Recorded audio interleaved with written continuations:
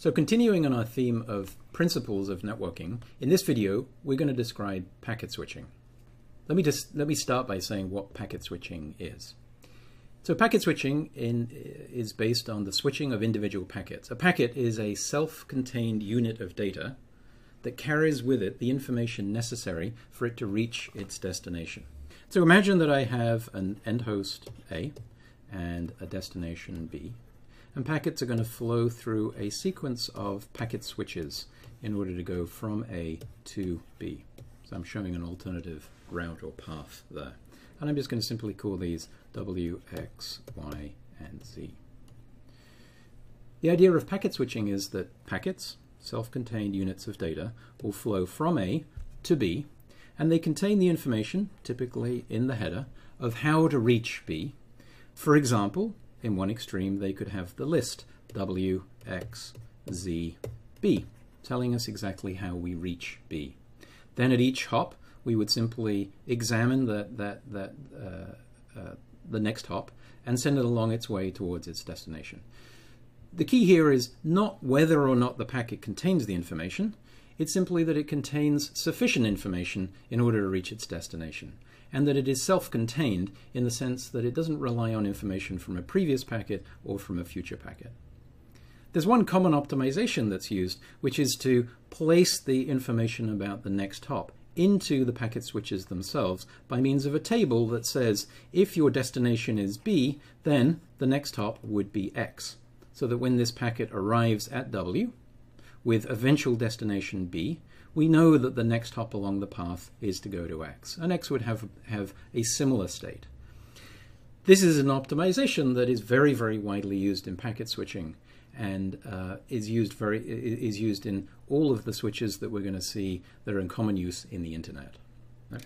So one interesting thing that you might see in this figure, and it shows actually a difference in Nick and my backgrounds, is that you see how Nick put the header of this packet at the front of the packet, because Nick's used to designing routers, and when you're sending a packet from a router, you think about what are the first bits that go out. Well, they're the bits of the header.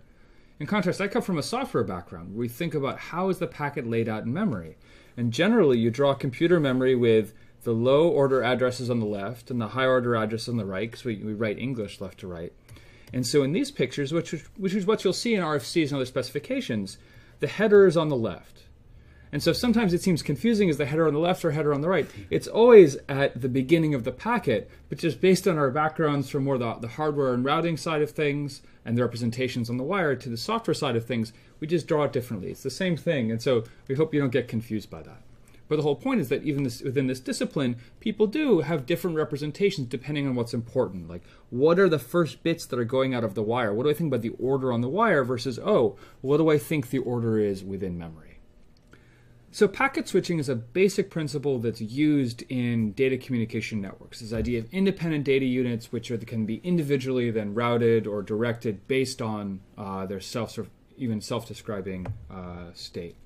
And so there are really two major consequences of this design. Later in the class, we'll talk about other things you can do, like circuit switching or virtual circuit switching, but that's not too important right now. What's important is that the two major benefits that you see from packet switching are, number one, there's no per flow state required. So really, if you're building an enormous network like the internet, you want to minimize the amount of state, the amount of memory that internal switches and routers have to maintain. And because each packet is self-describing or has its own sort of, you know how to route it based on just that packet itself, not prior or future packets, you need to maintain much less state. You don't need to know about these sequence of packets, the prior ones and the later ones. It makes the network simpler, there's less state, there's less state that can go wrong. And that seems a really great benefit for making the network large and robust.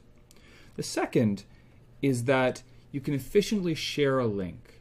So because data is broken into these little discrete units, imagine I have a link and I could start by sending some packets from, say, A to B, but then later I can also send packets from C to D, packets on a completely different pair of nodes to a different destination. And so in this later in time, A and B are not using the link anymore, but I can then statistically multiplex it in time. I can efficiently share it so that many different pairs of communicating nodes can share the resource and it won't sit idle. This is in contrast to other approaches where thinking the most trivial case of, say, a not packet switched network would be that old idea of you take two tin cans and you connect them with a string. Right? Where now you have actually a dedicated circuit. If nobody's talking, then the string is unused. But it's only when the people are talking that you can actually use this for communication. In contrast to packet switching, by breaking it up into little chunks of data from all of these different sources and different destinations, you can use the resource more effectively. So just to reiterate, the first benefit is this idea of containing the amount of state which the network has to maintain. You don't need per flow state. It can be that you have some long flow of data from A to B. Say you're downloading a large file or you're watching a long movie. And even though this could be, say, gigabytes or even terabytes in size, the network, all it needs to know is about the packet, right? Where does this next packet go? It doesn't need to know about the past or the future. Now, of course, this doesn't mean that it can't. If we return to the end-to-end argument, it's absolutely valid for maybe the network to try to maintain some state to do things better. Like, well, I'd like for packets along a flow to generally take the same path for some performance reasons. That's okay. That's an optimization, but it's not necessary for correctness. So the network can do things to try to improve the system, but really the end-to-end behavior of packet delivery does not necessitate per flow state. And because there's no, you don't need state for each flow, you don't need to manage it. You don't need to add it or remove it, worry whether it's up to date or it's stale. You don't need to store it. This reduces the amount of memory which your internal systems need or require. Of course, you can use memory again for optimizations, but again, you don't need to have state in every router for every single TCP flow that's passing through them. Doing so is exorbitantly expensive. And finally, if you're maintaining this per flow state, one of the issues that really comes up as your network grows bigger is nodes fail. A router goes down, a link goes down, a backhoe severs an optical link. And if you're not maintaining this per flow state, then suddenly when there's a sudden shift in the network, you don't need to repair it. You don't need to change it because, gosh, I can just route around it. And it's, again, just based on these individual packets. I'm just making decisions for the next hop based on the packet itself. The second major consequence that Phil mentioned was that with packet switching, we can use links, we can share them more efficiently. So data traffic is bursty. Whenever we're communicating over the internet, then we tend to be talking in bursts. When we're downloading a web page, we're sending email, we're typing. Those communications tend to be very bursty. We pause and think between the different operations, or if you're a slow typer like me, then there's a long time between each character.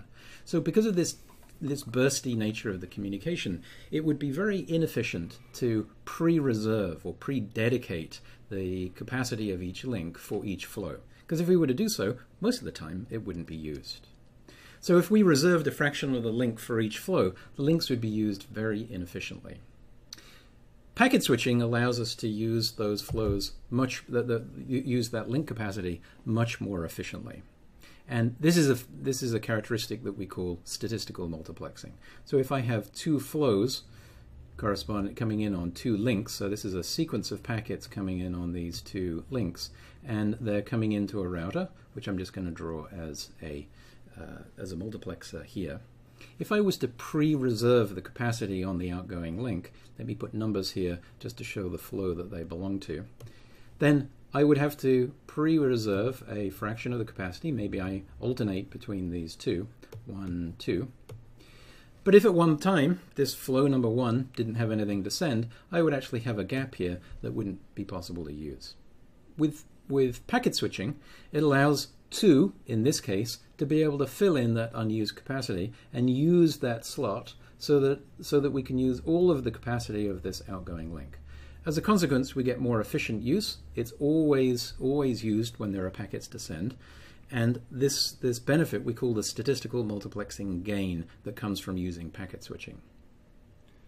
So this is different than, say, how you think a normal voice call works. If I pick up like an old-fashioned phone, when I pick up my phone, there's a copper wire going to the PSTN, the public switch telephone network.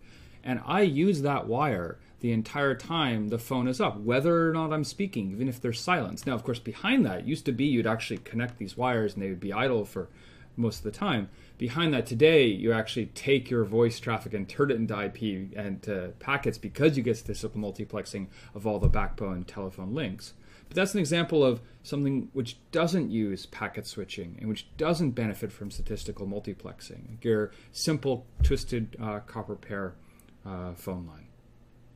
Now, one other thing is that while individual flows tend to be bursty, you request a web page, you get a response. You say something on your Skype call, and then there's a pause, and then somebody says something back. It turns out that in aggregate, much of this burstiness can wash out, such that if you take 1,000 flows and you aggregate them, over time, their traffic is much smoother than any individual flow. And so this is one of the reasons why you can use the statistical multiplexing to get better utilization, in the sense that when you start pulling many, many flows together, some of them might need a link for a very short period of time for their burst, and in aggregate, you can actually sustain a reasonable utilization and capacity use of the resource.